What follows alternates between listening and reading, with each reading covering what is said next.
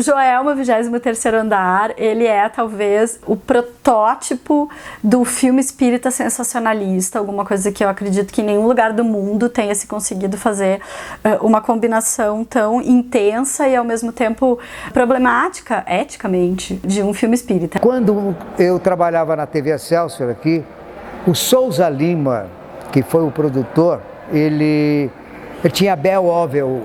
A Bell-Ovel é aquela câmera de 16mm. Muito bem.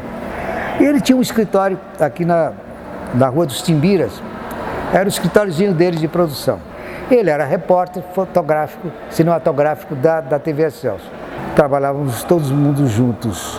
Eu também participava de jornalismo, novelas, linha de show. Era esse o profissional da época. Hoje o cara fica num negócio só. Aí um dia ele falou para mim: Cleri, eu vou fazer um documentário sobre a extinção do teatro de revista no Brasil. Eu preciso de um cinegrafista. Aliás, que ele era, mas nessa época ele já estava.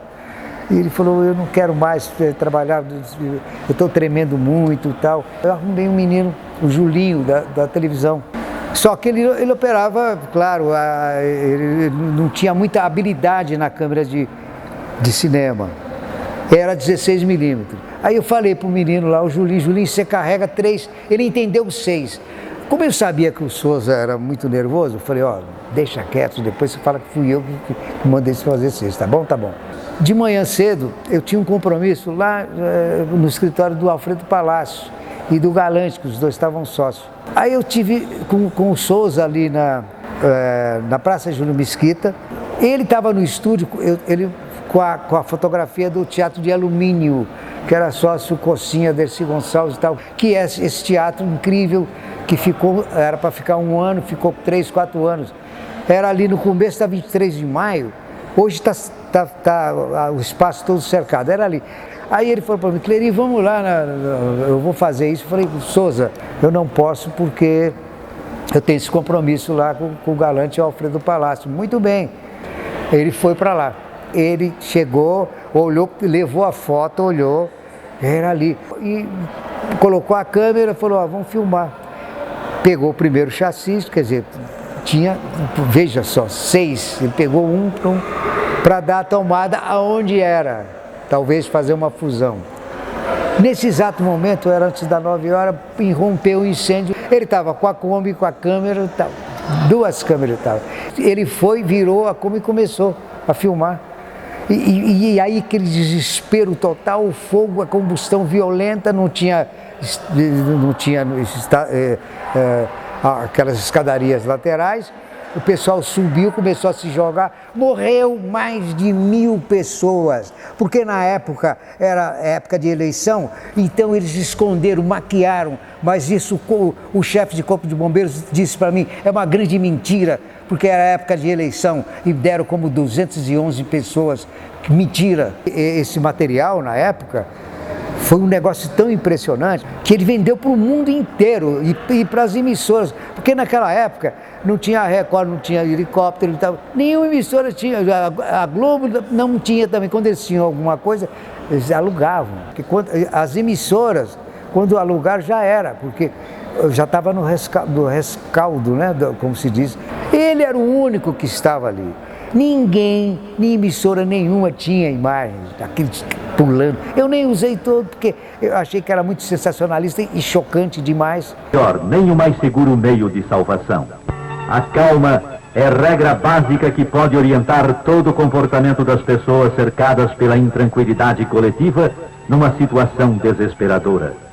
Aqui foi a calma que salvou. Eu estava na Topázio, eu estava já preparando os preparativos finais para início de filmagem do outro lado do crime. Eis que surge o Souza Lima. O Souza Lima falou para mim: Cleri, eu preciso que você venha almoçar comigo. Eu tenho uma proposta para fazer para você. Chegamos no restaurante e tal. Ele pega um roteiro, falou: olha, você fez chumbo quente, eu vi, muito bom e tal. Eu estava montando o chumbo quente e ele foi ver. Ó, queria que você fizesse. Era um original de um filme rural, Bang Bang.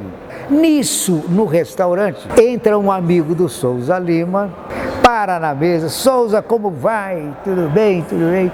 Souza, é o seguinte, você tem as imagens do Joelma que você fez na época da Excelsior, você tem todo o material? Falou, lógico que está comigo. Então leia esse livro. Bah, jogou o livro. Somos 6. Daquele momento acabou o projeto daquele Bang Bang Rural e nasceu o Joelma.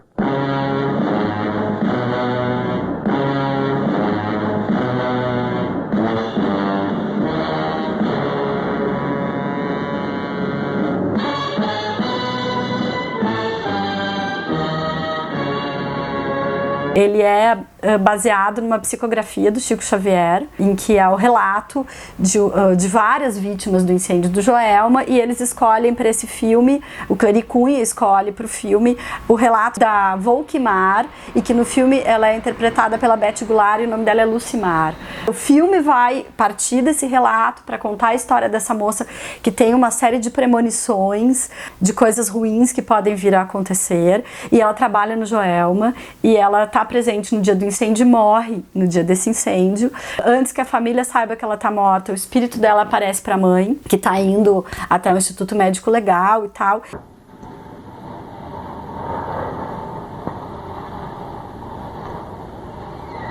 Mãe? Sou eu. Fique calmo, não se assuste. Eu estou bem. O Alfredo já identificou meu corpo. Então você está... Que foi, mãe? Não foi nada, não. Essa mãe duvida do que aconteceu, volta para casa e resolve procurar o Chico Xavier. E o Chico Xavier próprio aparece no filme em cenas documentais que foram captadas em Minas Gerais. Ele aparece, digamos, reinterpretando a psicografia que teria dado origem a esse depoimento. Eu fui muito fiel a um livro chamado Somos 6, que conta a história de 6 personagens que morreram no incêndio. 6, isso aqui daria uma série de televisão. Nós temos que focar numa personagem que daria para a gente trabalhar legal, que foi o lançamento da Beth Goulart.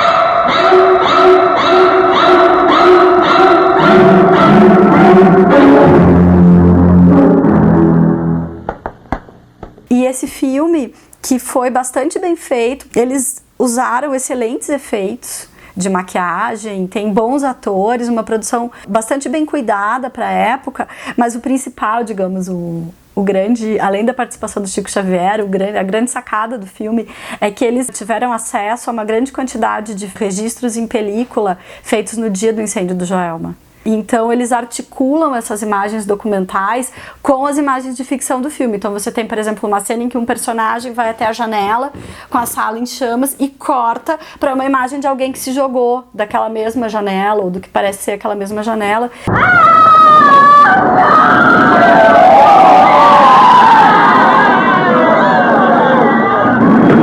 E com isso você tem uma mistura de documentário e ficção que ela é problemática, porque essas pessoas, afinal, não autorizaram que as imagens da morte delas fossem reaproveitadas nem num documentário, muito menos num filme sensacionalista de ficção, mas dá uma intensidade pro filme que é impressionante. Eu fiz trucagem com as atrizes pulando e tal, e com cenas reais, entendeu? Todo o movimento. Usei com Cláudio Portiolli os mesmos, porque a câmera trêmula. Usei 5 câmeras, fora a principal, 8 horas da manhã até meio-dia em ponto. Foi desviado todo o trânsito de São Paulo. Isso num domingo, não podia passar da meio-dia, porque atravancou tudo. Foi o maior desafio da minha vida e foi muito gratificante, porque a fita foi para o mundo e é um culto está aí. Eu acho que é muito difícil passar indiferente a uma sessão desse filme. Você sai mal e quem tiver crenças no sobrenatural pode sair um pouco assustado, né? Porque é um filme bastante pesado e que faz um uso um pouco ofensivo e muito bem feito do ponto de vista das soluções de linguagem, assim, do que deve ser um dos piores incêndios do mundo. Eu acho que eu fui fiel à doutrina espírita, certo? E o Joelma, ele marcou por uma série de fatores sobrenaturais, que são fatos que aconteceram realmente. Em Uberaba, nós ficamos quase uma semana mostrando a cidade. Eu tive 10 dias com o Chico Xavier, é uma coisa incrível. Aonde é o centro do Chico Xavier até hoje, ele não cabe mais de 100 pessoas em bancos assim. É desse tamanho mais ou menos aqui, a extensão desse pátio aqui, dessa sala. Aí colocamos a câmera, estava a Liana Duval, os atores, e inclusive filmando, eles foram para isso, a narrativa do livro. Foram lá porque ela já tinha falecido, então ela queria ter um contato. Venha. Olha, são eles. Veja. Venha, vamos cumprimentá-lo. Ele.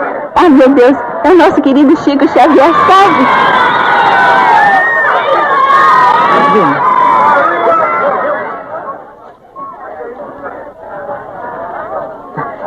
Essa é minha amiga. Ela queria muito, Chico. Muito prazer.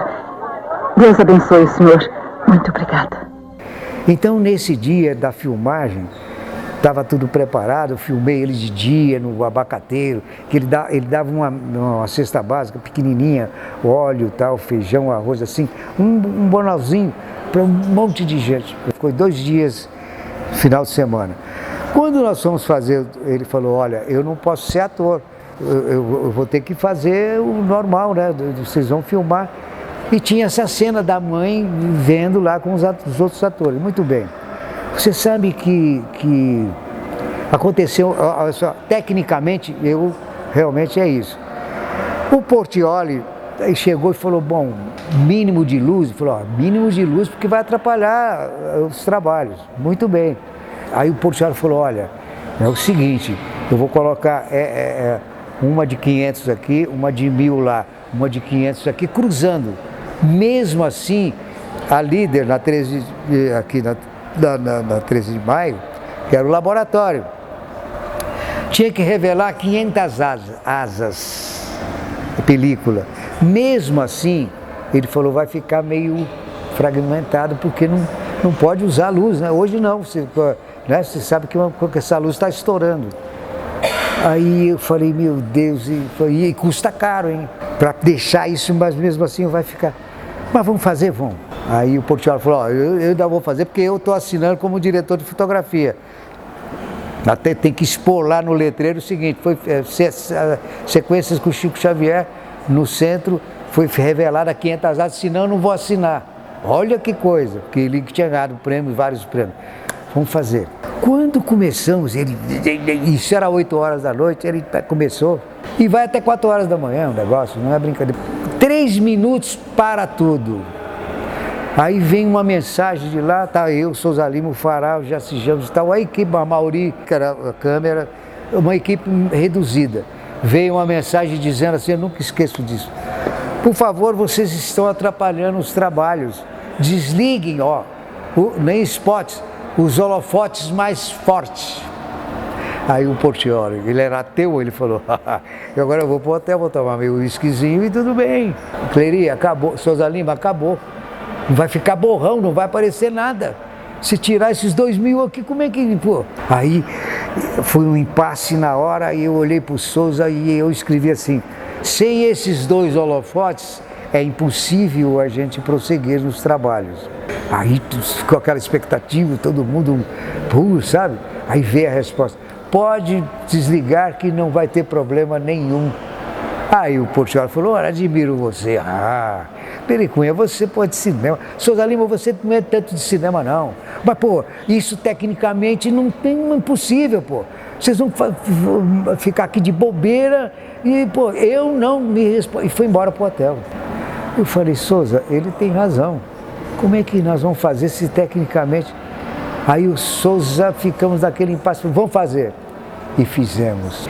Isso passou, filmamos que tinha que fazer reações, o povo, ele... Você sabe o que acontece? Era quase 3h30, né? Mais ou menos isso. O Portiolli voltou. Aí eles dando risada, ele já veio chumbado, o Portiolli.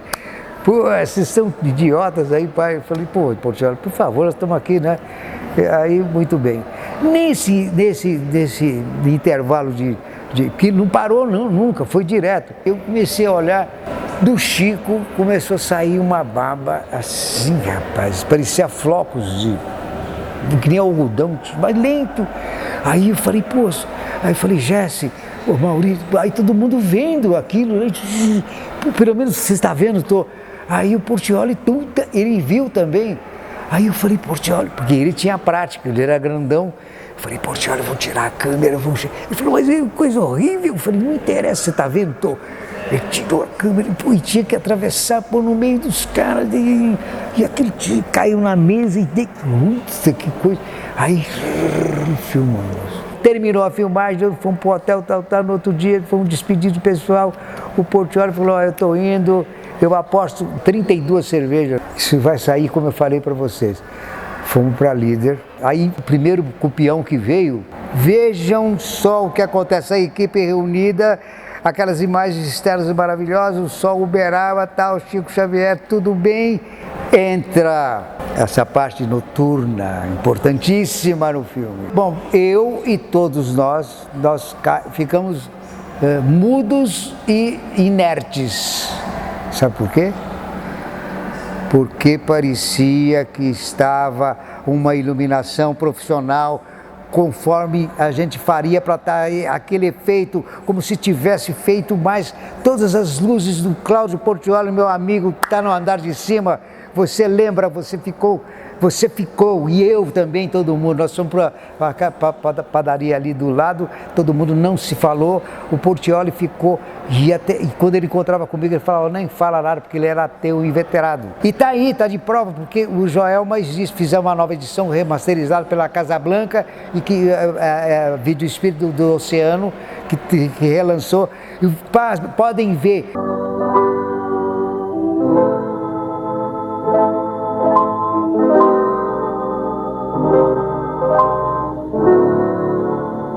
Tecnicamente, eles da Líder, até hoje, não acreditam nisso. Eles não acreditam que o Portiolli brigou, e eu também brigo, e a equipe que viu briga. Parece que realmente é uma iluminação super profissional. Tá aí para ver, quem quer ver, pode ver. E esses fenômenos paranormais, como se diz, que realmente me consolidou um respeito maior, entendeu? Como eu tenho de todas as religiões, sim, sem sombra de dúvida. Então eu diria que ele é uma obra importante de ser conhecida, ele tem seus problemas, que hoje, olhando com uma certa distância, a gente pode fazer uma série de críticas, mas ali naquele momento o filme foi um grande sucesso, teve mais de 1 milhão de espectadores. Os caras que tinham feito a reforma do Joelma, os donos do prédio, ficaram furiosos, teve um certo impacto na imprensa, e é um filme que eu acho que merece até ser mais estudado. Eu falei um pouco sobre ele na minha tese, voltei a escrever sobre ele depois, mas eu gostaria muito de ver outras pessoas fazendo um trabalho só sobre esse filme, inclusive de reconstituir o processo de feitura dele. É talvez uma das obras mais estranhas e características de um certo tipo de exploração do espiritismo no Brasil naquele momento. Vão te deixar a terra, que a tua luz brilhe para eles. Tira-os das trevas, abre-lhes os olhos e os ouvidos. Que os bons espíritos os cerquem e lhes façam ouvir palavras de paz e de esperança.